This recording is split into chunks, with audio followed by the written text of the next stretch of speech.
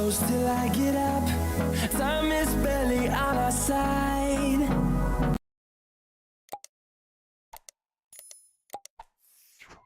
Bitka kod Siska, 22. lipnja 1593. godine. Bitka kod Siska odigrala se 22. lipnja 1593. godine kod renesansne utvrde poznate kao Stari grad Sisak, smještene na ušću Kupe u Savu. Utvrdu je 1544. godine počeo graditi zagrebački kaptol radi obrane Hrvatskog kraljevstva. Nakon sklapanja mira s Perzijom 1590. godine, osmanski sultan Murat III pokrenuo je vojsku prema zapadu, do područja Kranjske, Štajerske i Koruške.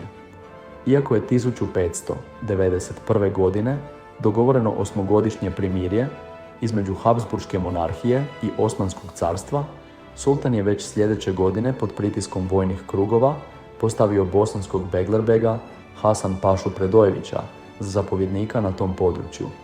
Hasan Paša je bio poznat po agresivnim vojnim pohodima. Unatoč ranijim pobjedama hrvatskog bana Tome Bakača Erdödija, Osmanlije su osvojile Bihać, a Hrvatska je ostala svedena na ostatke ostataka, lat relikviae relikviarum. Turci su se utaborili kod Petrinje na lijevoj obali Kupe, gdje su podigli utvrdu Jenihisar. Time su se našli nasuprot obrambenoj crti između Karlovca i Siska.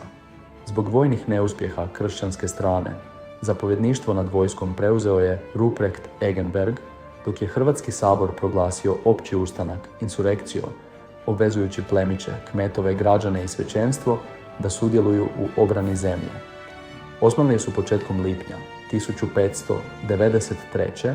krenule prema Sisku. S otprilike 12.000 vojnika opkolili su grad 15. lipnja. Sisačku utvrdu branilo je 300 vojnika pod zapovjedništvom kanonika Blaža Đuraka i Matije Fintića. Na vijest o opasnosti, kod Svete Klare blizu Zagreba okupilo se oko 5.000 kršćanskih vojnika iz Hrvatske, Kranjske, Štajerske i Koruške. Združene snage predvodili su ban Toma Bakač Erdödi, general Karlovačkog generalata Andrija Auersperg i vojvoda Ruprecht Egenberg. Dana 22. lipnja 1593. združena vojska stigla je do Siska. Bitka je započela napadom hrvatskih snaga, a nakon početnog otpora Osmanlija, slovenske i njemačke snage odbile su njihov protunapad.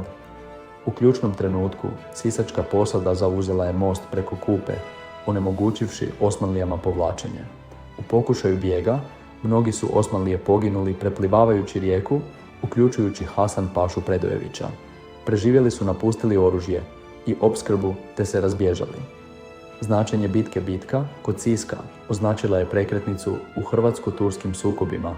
Bila je povod izbijanju Dugog rata 1593-1606, tijekom kojeg su Osmanlije nakratko osvojile Sisak, no grad je ubrzo oslobođen. Psihološki učinak bitke bio je ogroman, jer je nakon poraza na Krbavskom polju uspostavljena ravnoteža na hrvatsko-turskoj granici. Pobjeda kod Siska slavila se diljem Europe. Papa Klement VIII, car Rudolf II i kralj Filip II pohvalili su vođe kršćanske vojske, a tiskani letci s prikazima pobjede širili su se među stanovništvom. U znak zahvalnosti, zvono Zagrebačke katedrale i danas se oglašava svakog dana u 14 sati, prisjećajući se ove povijesne pobjede, koja je označila kraj 100-godišnjeg Hrvatsko-turskog rata